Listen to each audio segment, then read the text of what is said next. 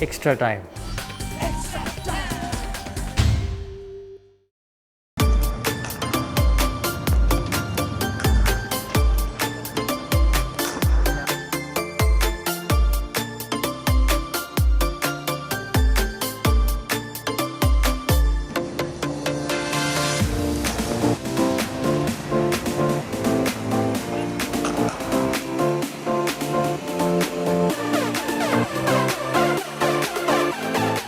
Different cricket grounds invoke different kind of memories in cricketers. What does oval mean to you on an individual basis as a batsman? The only thing, like this, the special memory I have of the Oval, I think the two games that are very special for Indian cricket would be the 7-match series we had here, and Robin getting us across the line. I think it was at the Oval. In the end, that was a very good chase, and then against West Indies in the Champions Trophy back in the day when Shikhar got 100 and we chased the total down. So those two memories are very special for Indian cricket at the Oval. Apart from that, we haven't played I haven't played too many games at the Oval, so I can't connect to any other games as such. But yeah, if you talk about this stadium, then these two games come to my mind. You have been part of some of the biggest games of Indian cricket, including the World Cup final. So you know the pressure.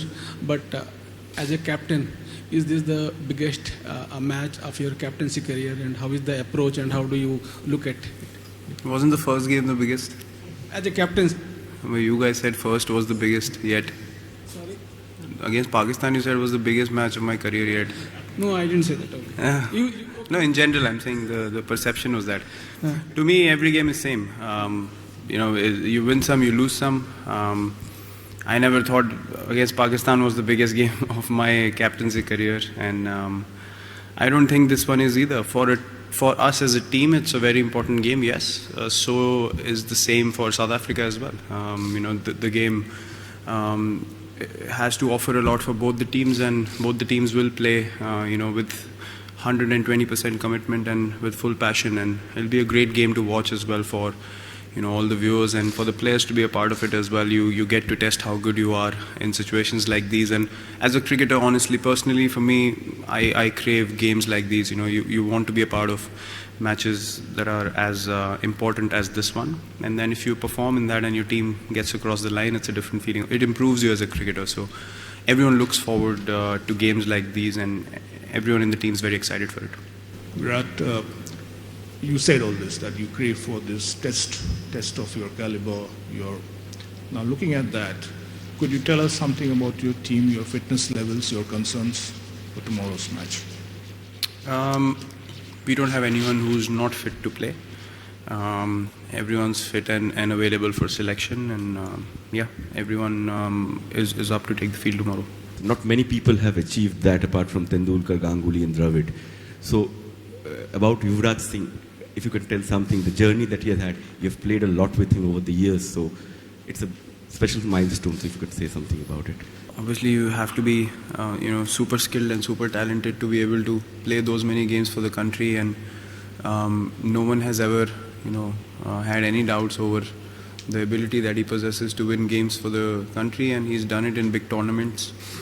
And tomorrow is a big game as well, so he might just want to use that as an extra motivation for him to be able to leave a mark on the cricketing world in his 300th game. He's achieved tremendous things for India. As I said, 2 man of the tournaments in World Cups, India winning both is a very special achievement, and and personally in his life as well, he's fought with bigger battles, and that's a proof of the character that he possesses and the temperament that he has. So I wish him all the best for tomorrow and many more games that he'll play for India, and hopefully tomorrow he can turn this 300 game into a special one for us. Virat, in South Africa have 3 left-handers on the top order. Any chance of playing Ashwin tomorrow, or thinking of or on a combination or something? Yeah, as I said, there are all kind of possibilities, and we definitely have looked at the last game and where we can make a bit of change. We've already discussed those things, and yeah, I'm not going to reveal anything now, but everything is possible. You can have any sort of combination possible for us starting tomorrow. Virat, tomorrow's game is a virtual quarterfinal in terms of the way the tournament has gone. You yourself played big matches in terms of the biggest matches. What do you think makes the one difference in a match like a virtual quarterfinal or a knockout game compared to the other matches? I think you need to have a good balance of being competitive, being passionate about the game, but at the same time not getting overexcited. I think the team that treats the game as normal as possible is the team that's in a better position to get the right result. A lot of times teams come in and they want to do something special and end up messing up the game in important situations.